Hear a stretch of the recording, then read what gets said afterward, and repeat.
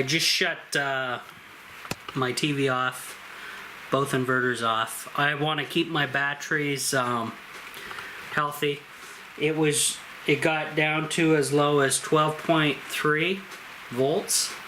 So what I did, I finished off a couple videos and I shut it off at 12.3 volts, and basically they're gonna recharge in no time here.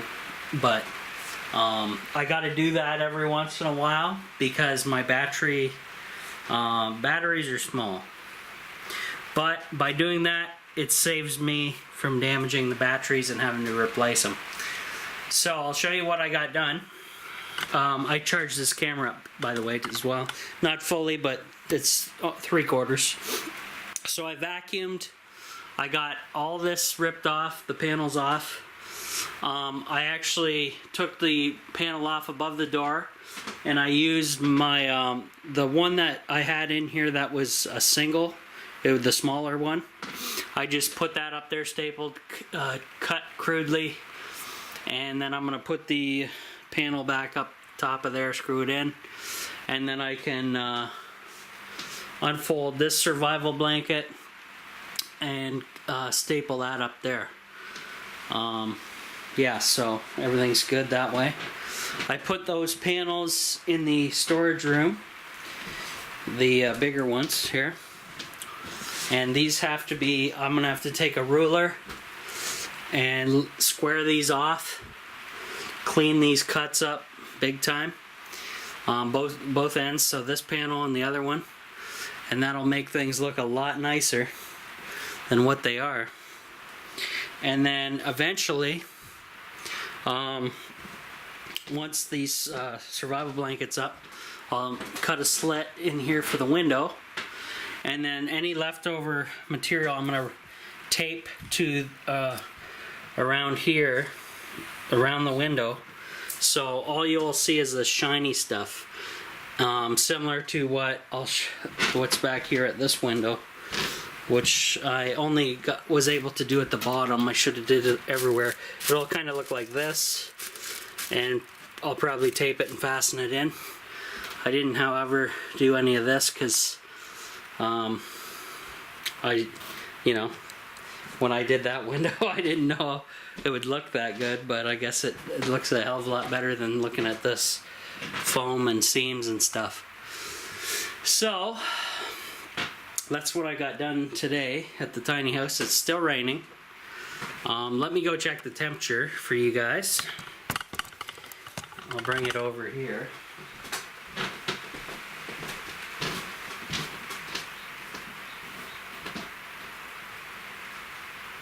It's 59 Fahrenheit, 15.9 Celsius, and 53% humidity. So, there you go. It's not raining as heavy as it was, but it is a steady rain.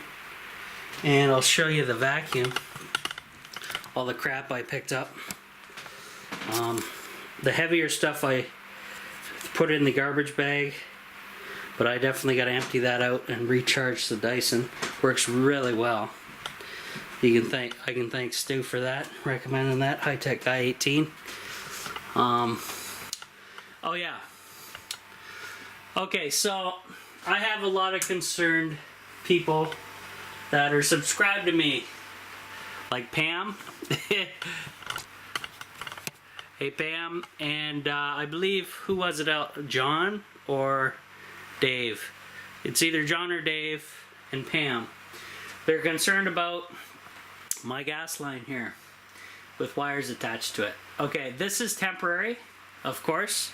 I maybe have not said that, but it gets the cords off the floor, so I'm not tripping and falling and doing more damage than I would.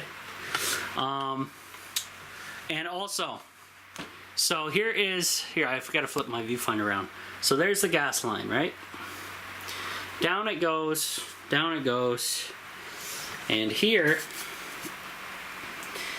is where the metal ends, right there. The rest is a flexible plastic material. You see that? Okay, and then there's metal again, and it is currently shut off, which is a good thing because this end is wide open to the air and I would have propane just pouring out of here. Do not do this at home. And now it is safe because I have the propane shut off here. I got that shut off there. I can also just hook this back up, tighten it up to the unit, and go from there. Oh, that's weird. I can feel the vibration of the fan through the gas line. You guys hear that?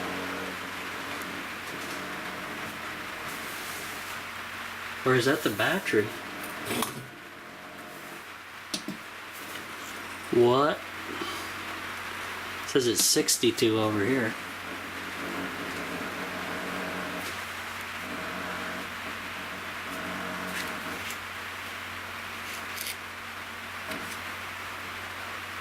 Yeah, I can feel the vibration through the gas line from that fan up there. That's kind of weird. Okay, whatever. That's weird. That threw me off. So yeah, we're back up to 13.5 just in the amount of time I've been started filming, which is crazy, right? So anyway, what I was talking about, gas line. Okay, so don't do what I do. Obviously, I should connect this part back up and tighten it so it's safe. I should. Now, they wanted me to get rid of the wire off of the gas line, which I have 3 separate wires. So what I can do is, since this ceiling is spray foam, I cannot drill into it, I cannot poke things into it, or it will be damaged. Alright, so what I'm going to do is when I do the ceiling, the wires will be laying across the ceiling, and actually I'll make the ceiling over here. This will probably be, I don't know, yeah, that'll probably be the height of the ceiling going across. So all I gotta do is take the wires off of the gas line, put them on top of the ceiling, fasten them somehow, and then everybody will be calm and sane and not worried about me. I hope. We'll see. So let's try out my LED light, because this little 12-volt LED light, I gotta highly recommend that, because this sucker, that thing throws the light. I think in my video I bought it somewhere. I think a sub actually told me to get those a long time ago, and I did, but I haven't incorporated them until now. Obviously, because the solar is a recent event that just happened. But as you can tell, guys, it's pretty dark in here. If I walk over here, you'll be able to see me. I don't know, the camera should pick it up how dark it is. It's fairly dark, it's gloomy, it's a rainy day. So, yeah. Oh, I see what's going on. The aqua cube, the bar is touching the gas line right here. Aha. Oh. Move that. Reattach gas line.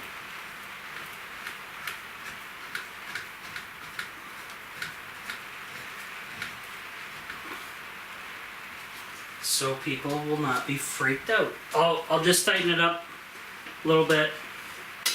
Then you guys will be, you know, a little more sane, I think. For now, I don't know if this is big enough for that. We'll try it.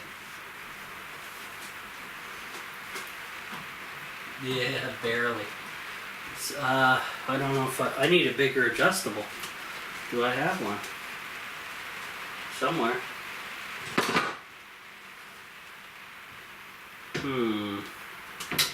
I'm guessing he'd be down in here.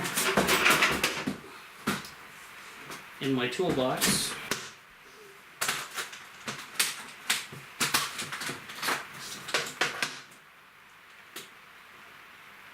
Okay, no. Okay. Scratch that. So I need to get a bigger adjustable wrench. I'll show you guys anyway. So I have to remember this is not tight. I might just back it out and leave it. That way I know for sure. That way I don't try to put power to it. I just hand tighten that up. Need a bigger adjustable to tighten it back up, but anyway, there you go.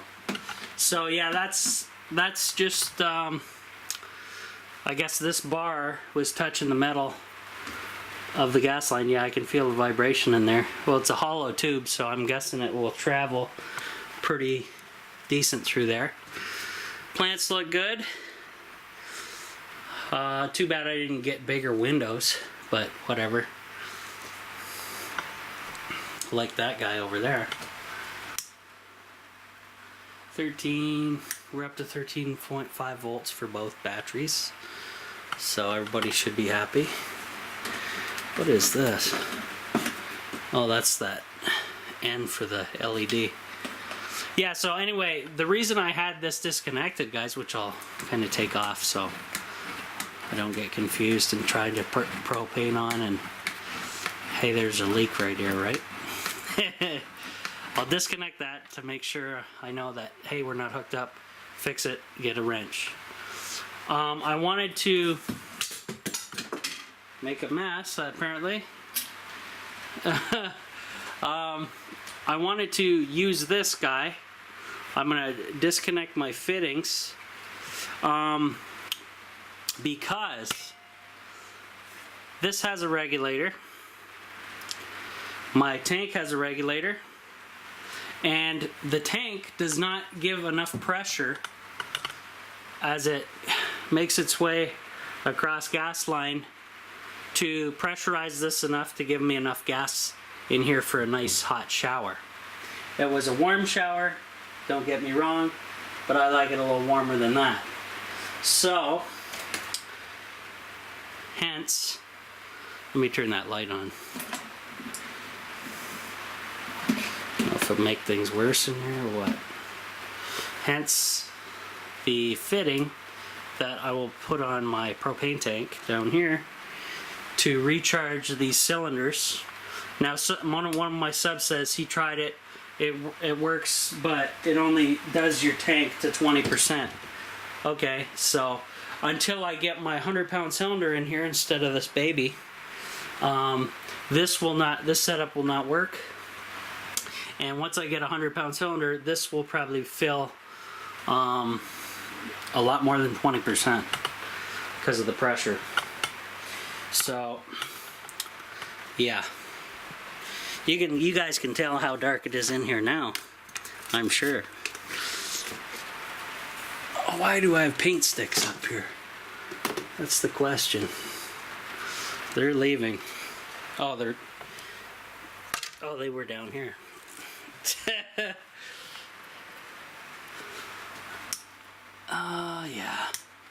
Yeah, so I don't know if I want to stay here any longer, guys. I would love to.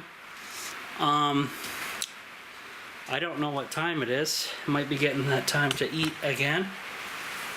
We'll see. But I'll definitely, I still got to do a lot of work. I got to unravel this, which takes some time. Cut it down there's the seam on the end. That way I get double the length. And then start stapling that up. But I think that's going to be for another day. I did enough work in here. And got some more video for you guys. But we're coming along. once this part is done and put back together, things will be looking good because I can move on to behind the tool pantry here, and that's going to be interesting because I think I'm going to have to empty the top, everything, all the contents, and then go from there. And that will actually, once I do that, that's 2 more panels, and I'm then into the bathroom. Here, I'll show you. So here's the tool pantry. We have this wall. 1 sheet of that survival blanket will do 2 of these. So this wall and this wall, and that ends just on here. So I actually have to take down my little stand here, move the Panda, all this stuff, and then at least when the fire's on, it'll be bouncing around both sides, and then once the ceiling's done, oh man, I'm guessing we're gonna be toasty warm in here. I noticed a huge difference ever since I started putting this stuff up. And I couldn't even believe that it works. It's cheaper than the bubble wrap stuff, but then again, this is the stuff they use in the spacecrafts, right? Spaceships. Their survival blankets. If you got, like, when I was on the ground preparing this guy, like stapling it to the wall, I was basically under the sheet. I could feel my body heat just pouring back down off of me just from this guy. So they do work. The heat hits this and reflects back. No ifs, ands, or buts. So it doesn't have an R value per se, because the bubble stuff does, but that stuff's expensive. And I don't, if I had to do now don't get me wrong, guys, if I had to redo the tiny house, I would have the entire tiny house spray foamed, and which I should have did. I was stupid at the time. What happened was I had them spray. I didn't know where the windows were gonna go, so I didn't do all this in between the joists, right? Or in between the frames, or the studs. They're studs. So yeah, I would redo that, and then once they're done spray foaming, I'd put the reflective bubble stuff up.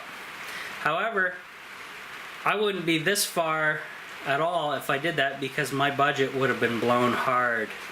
That bubble stuff is like, in Canada, it's insane. It's like $300 for maybe a roll that would go, it would do maybe a quarter of this wall. I'd have to do three rolls to roll down this entire wall, right? Maybe even 2. So let's say $600 per wall, plus the ceiling. Can you say broken bank? My bank account would be gone. So unfortunately I can't do that. This, however, is a budget-friendly, cheap alternative that I just put up. I haven't seen anybody else do this for their house on YouTube. Not that I was looking, but I can tell you it works. And if you're on a budget, load up. I got all this stuff for $40 at the Dollarama store in Canada. You guys, I'm sure, can get it online. It is the I'll be right back. I'll grab the package.